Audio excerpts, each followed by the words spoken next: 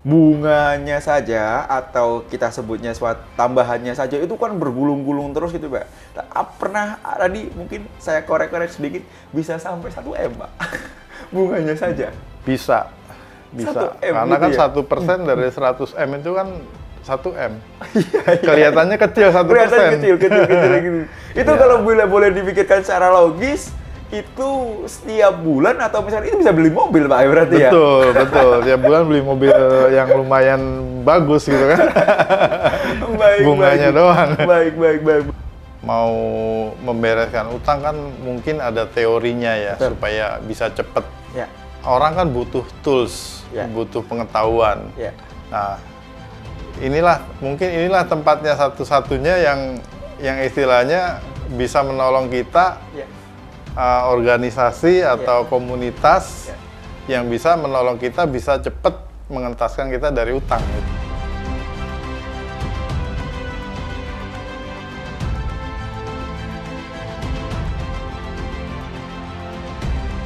Bismillahirrahmanirrahim. Assalamualaikum warahmatullahi wabarakatuh. Alhamdulillahirrahmanirrahim. Kita kembali lagi di podcast Lunas Utang Miliaran.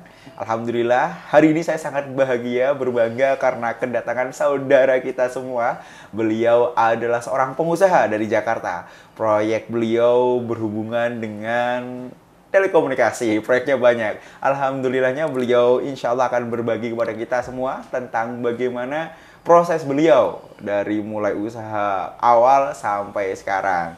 Beliau bergabung di MTR, MMC Miliarder Club ini belum lama, tapi beliau akan banyak berbagi kepada kita tentang bagaimana prosesnya beliau, tentang cerita kehidupan beliau. Beliau adalah Pak Heri Wijianto, seorang kontraktor di bidang telekomunikasi dari Jakarta Timur. Selamat sore, Pak. Selamat sore, Masya Pak Allah.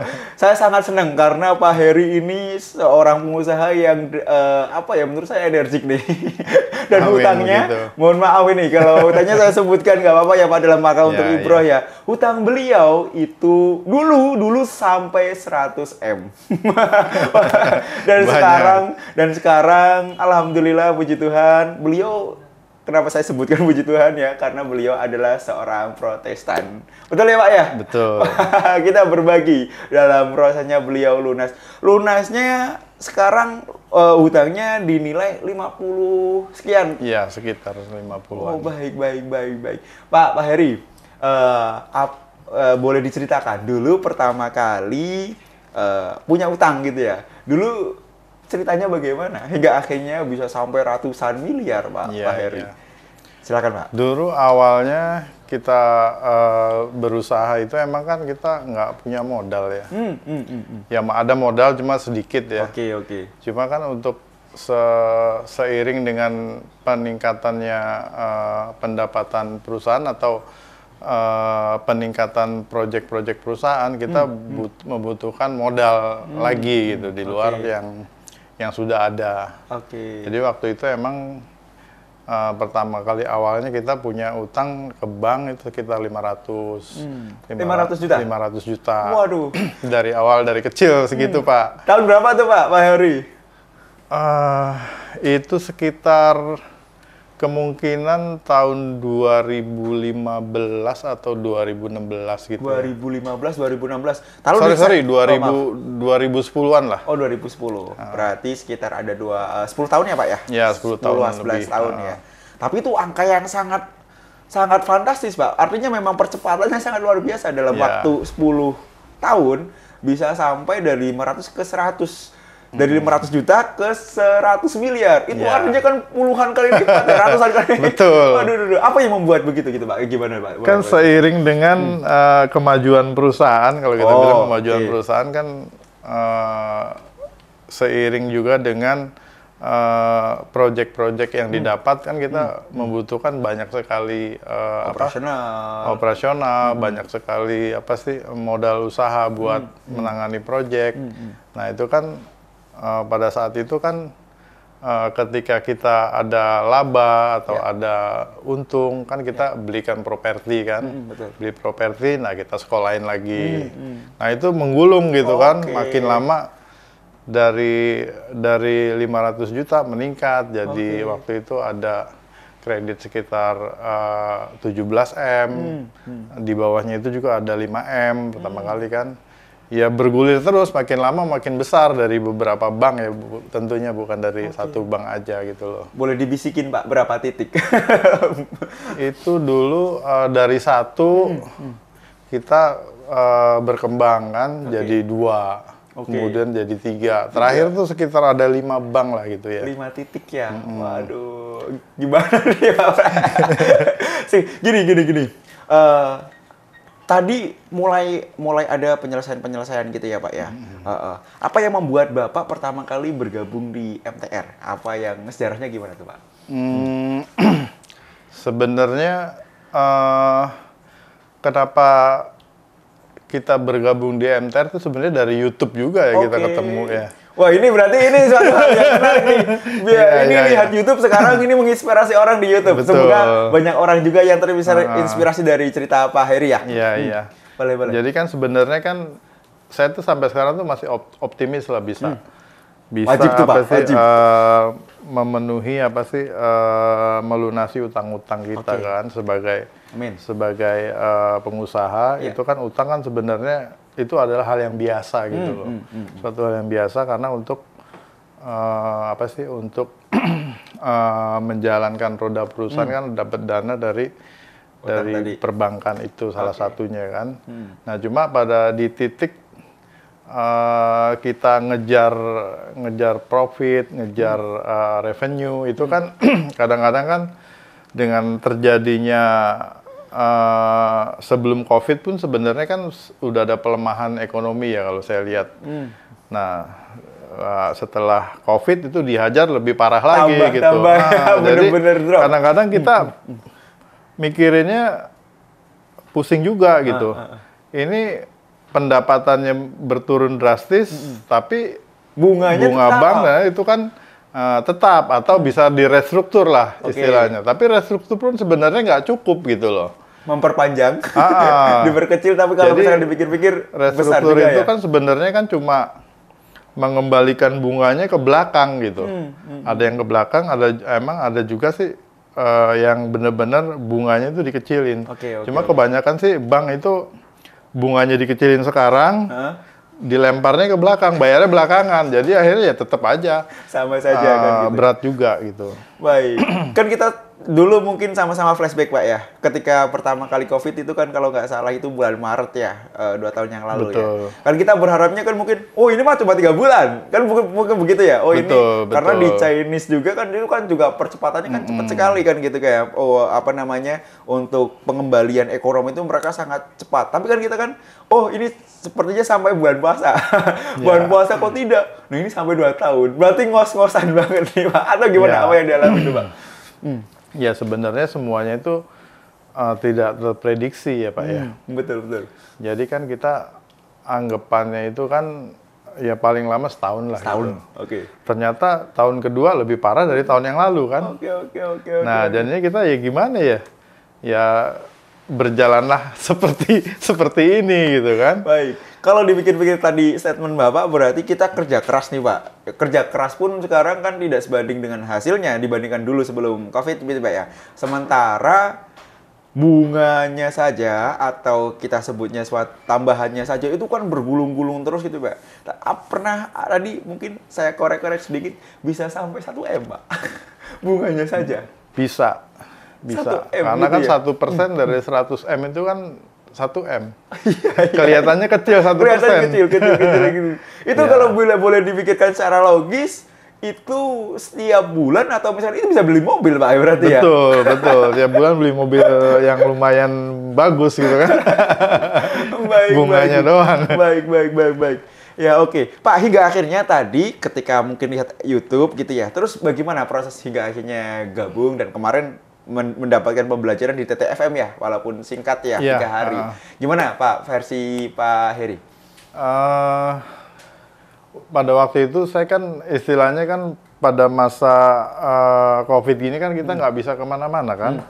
Yang paling kita liatin kan paling sosial media atau apa segala macam. Berkutat di situ ya. Sambil kita mikir kita mau ngapain sih gitu loh. Yang namanya orang kan nggak bisa diem kan, walaupun nggak bisa kemana-mana, tapi kita kan cari informasi sebanyak-banyaknya kan. Baik. Pada satu saat ya ketemulah ini channel YouTube MTR MTR ini. ya. Baik. Nah, saya perhatiin apakah ini benar gitu ya. Sempet ragu nggak? Atau gimana, Pak? Ya sempet ragu juga gitu. Butuh Ini kan, berapa lama untuk meyakinkan diri Bapak sendiri? Akhirnya yakin gitu. Sebenarnya sih setelah lihat, Ya. saya lihat yang keberapa kali gitu. Baru saya kontak di description-nya itu kan. Di description kan ada nomor kontaknya. nomor WA. Akhirnya saya kontak. Terus ada feedback. Ya. Ya udah disitulah kita mulai mulai diskusi lah dengan dari MTR Pak Nur ya, Pak Nurmansah. Nah di situ langsung saya agak ragunya kan, saya istilahnya kan ini kan kalau MTR ini kan banyak ajaran-ajaran Islami Muslim segala macam. Makanya saya tanya itu dulu. Oke, di awal. Di awal Pak Nur ini apakah bisa non Muslim saya bisa bergabung lihat, saya mau lihat ilmunya seperti apa gitu. Baik. Nah itu jawabannya tuh agak lama juga tuh waktu itu. Ya udah Pak, nanti saya tanya dulu ya Pak, dia bilang gitu. Oke, nggak apa-apa. Sehari selang 2 hari, barulah di situ ada jawaban.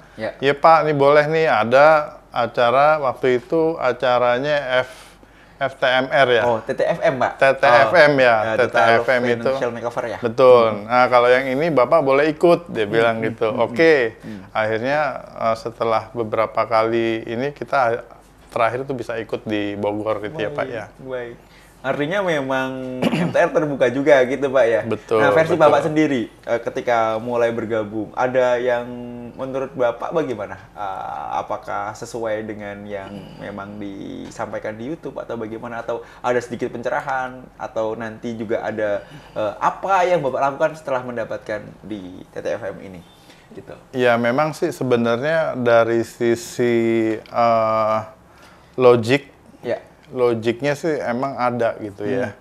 Kita tuh cara-cara penyelesaian utang itu seperti apa, kenapa utang nggak selesai-selesai, itu sebabnya apa. Nah itu kan kita bisa dapat kalau kita pikir secara logisnya itu masuk. Jadi kalau secara di luar yang logis itu kadang-kadang ada juga diberikan gitu kan yang sebenarnya nggak masuk akal. Cuma kan itu kenapa bisa terjadi ya kita nggak ngerti gitu loh. Mungkin dari segi itu ya udah kita telan aja gitu. Misalkan ya ada hal-hal yang istilahnya apa sih yang nggak ada hubungannya gitu kok bisa juga gitu loh. Ya udah kita lihat dulu. Lebih gitu kan. spesifik mungkin Pak, kalau mungkin diceritakan experience apa gitu yang tadi mungkin bahasanya unlogic gitu Pak ya, di luar logik gitu ya. Seperti apa Pak? Apa ya? Yang masalah klonan itu, saya juga bingung itu. Baik.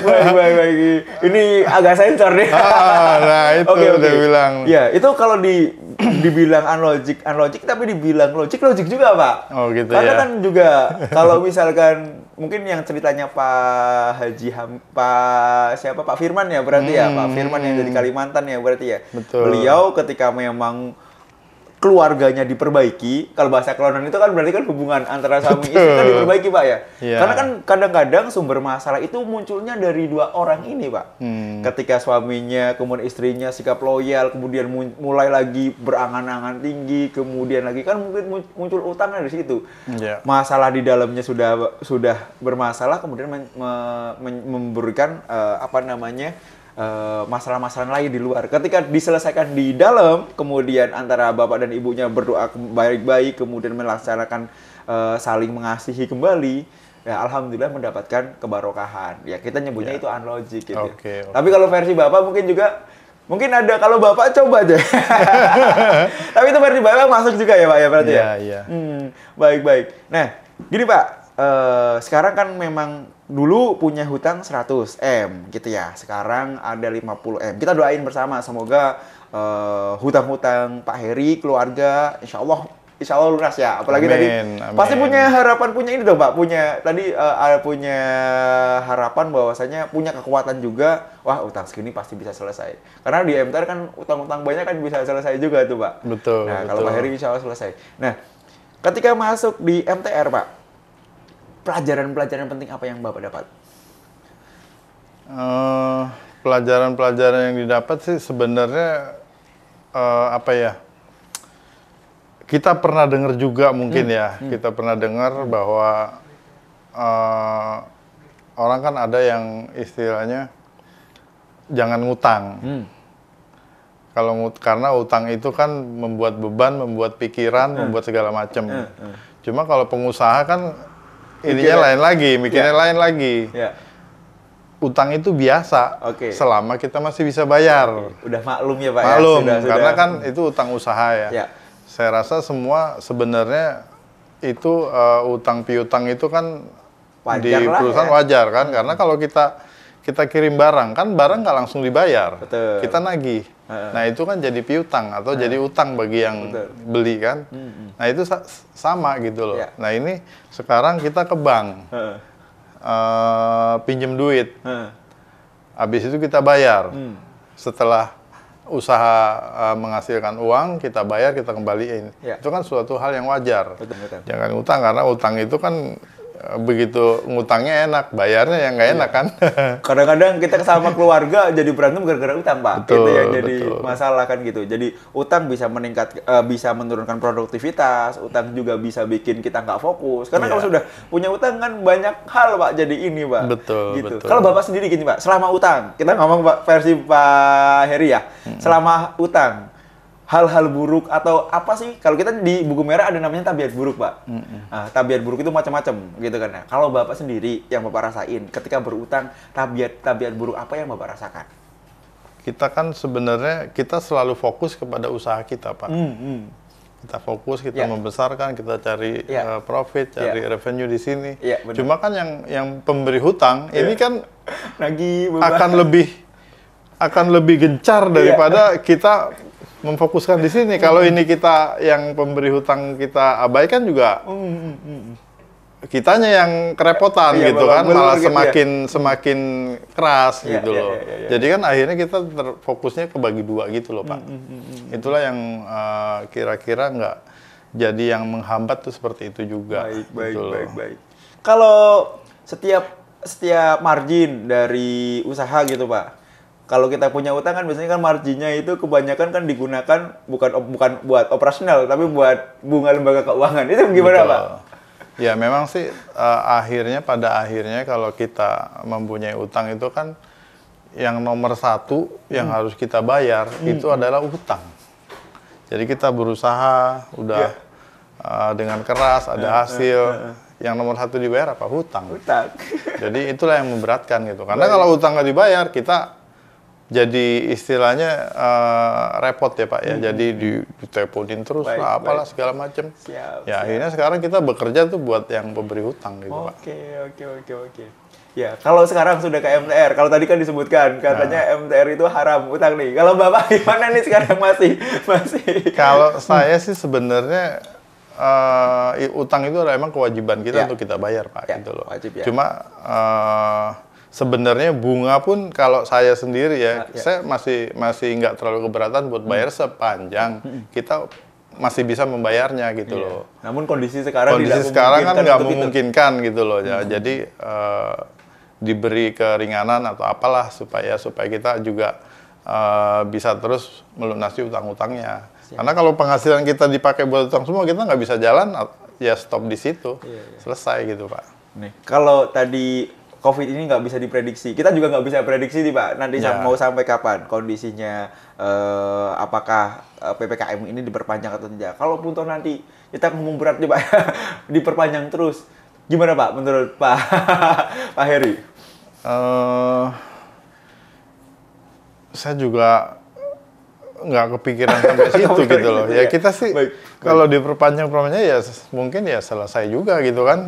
Urusannya semuanya juga bukan kita aja kan, massal kan. Baik. Karena bukan perorangan ya Pak. Betul, ya kita nggak bisa apa-apa lah masalah itu. Akhirnya di buku merah ini Pak, itu memang buku merah ini memang diperuntukkan untuk semua orang ya, khususnya memang utang juga. Nah kemudian teman-teman dari Christian juga kita sedikit bahas nih Pak di sini Pak di belakang. Bapak sudah baca Pak Heri? Saya belum sempat baca. Jadi kalau misalkan agama-agama yang memang kita nyebutnya agama samawi mungkin Pak ya, sama-sama agama samawi. Itu memang ada beberapa di teman-teman di Kristiani itu juga sebenarnya mengharamkan hutang. Itu beneran atau nggak sih Pak? Pernah dengar begitu nggak? Sebenarnya sih bukan sesuatu yang haram ya. Cuma gimana? Itu tidak boleh aja gitu loh. Tapi memang itu ada ajaran bunga demikian itu, istilahnya kan orang kalau misalkan, kalau dari orang tua kita ngajarin itu, jangan ngebungain uang gitu loh. Istilahnya seperti itu. Jangan ngebungain uang. Karena kesian gitu loh. Istilahnya jangan makan dari uang bunga lah gitu, seperti itu Pak. Cuma kalau misalkan kita si penerima utang, kita membayar bunga, ya itu nggak apa-apa gitu. Karena kan ya istilahnya kan balas jasa ya, balas jasa selama itu nggak memberatkan gitu Pak ya. Cuma kalau bunganya makin gede itu kan yang susah kan, terlilit utang seperti itu, betul. Mendingan jangan begitulah ya kita. Kalau tadi ajaran-ajarannya berarti yang lebih baik dihindari, kurang lebih begitu ya Pak ya. Baik Pak, selama kemarin belajar di MTR ada manfaat-manfaat sedikit apa yang bisa mungkin diceritakan kepada teman-teman Pak, mungkin Pak, atau saran-saran bagi teman-teman juga apakah bisa masuk ke MTR gitu Pak Heri? Silakan Pak, monggo Pak, gimana Pak? Ya kita sebenarnya dengan acara kemarin itu ya kita bisa mengambil ilmunya lah Pak ya. Dari sisi yang logis gitu ya, yang logis. Kalau misalkan berhutang itu emang memberatkan gitu, makin lama bukan semakin kita bisa besar, malah utangnya makin besar gitu loh. Kan selalu diajarin itu, kita harus istilahnya kita harus bisa mengirit pengeluaran lah gitu ya, mengirit pengeluar, memperbesar revenue gitu loh Pak. Overspending itu menjadi under earning ya. Betul. Itu keren juga itu Pak. Boleh diceritakan sedikit Pak, mungkin Pak gimana Pak? Konsep yang mengirit tadi, cranking uang dan sebagainya. Boleh Pak, agar berbagi Pak? Yang mengenai itu memang selama ini sebenarnya kan itu pelajaran basic ya. Basic banget sebenarnya. Cuma kadang-kadang kan kita suka lupa. Betul. Tanpa sadar kita melakukan itu. Kita tanpa sadar melakukan itu. Kita tanpa sadar kita yang nggak perlu kita jadiin perlu kan. Yang harusnya nggak usah ini kita lakukan, kita beli atau pemborosan atau segala macam. Betul. Seperti itu Pak. Ya kita diingatkan lagi gitu loh Pak. Ya sebenarnya sih hal-hal kayak ini kan emang harus diulang-ulang kan. Betul. Hal-hal yang apa sih yang basic itu kadang-kadang kita suka lupa gitu loh Pak. Betul. Tapi kalau tadi yang hanya sekedar overspending tadi dikerucutkan kemudian di under earning ya, jadi dikuatin lagi menjadi over earning, itu sebenarnya kalau kita terus terapkan terus kan itu kan selesai juga Pak. Betul. Utang itu kan nggak ada. Kemudian sesuatu hal yang investasi nggak perlu diikuti kan sebenarnya kan jadi apa ya, insya Allah jadi ikat pinggangnya dikuatkan, kemudian dibanyakin lagi untuk usahanya, insya Allah kan utang menjadi selesai kan begitu ya Pak ya. Pak. Iya. Baik. Dan itu bermanfaat juga ya Pak Heri ya? Sangat bermanfaat, sangat bermanfaat. Baik, harapannya Pak Heri tetap istiqomah, tetap bergabung, tetap cari ilmu di MTR. Semoga yang sedikit ini bisa memberikan inspirasi kepada teman-teman sekalian agar bahwasanya utang itu punya banyak aspek ya Pak ya. Nah, aspek-aspek tadi yang bisa sampai 1 miliar itu kan besar sekali. Kita doain bersama Pak Heri dan keluarga beserta usaha-usaha beliau, kita doain semakin maju, semakin berkembang. Amin. Karena dengan adanya usaha yang maju, utang berapapun selesai. Betul. Insya Allah selesai. Amin. Baik, semoga kita doakan beliau bersama menjadi orang yang benar-benar bisa melunasi utang dengan ilmu-ilmu MTR. Kemudian kita doakan bersama usahanya beliau terus berkembang, melejit, tanpa batas. Ada pesan sepatah dua patah kata Pak yang mungkin mau disampaikan Pak Heri, silahkan. Iya, memang khususnya sebenarnya utang itu yang punya utang kan banyak. Mungkin orang ada yang terbuka, ada yang nggak terbuka. Cuma kalau misalkan orang ingin melunasi atau mau membereskan utang kan mungkin ada teorinya ya. Betul. Supaya bisa cepet. Ya bisa aja sih nggak usah masuk ke MTR, mungkin bisa lunas utangnya juga. Cuma kan kita orang kan butuh tools, butuh pengetahuan.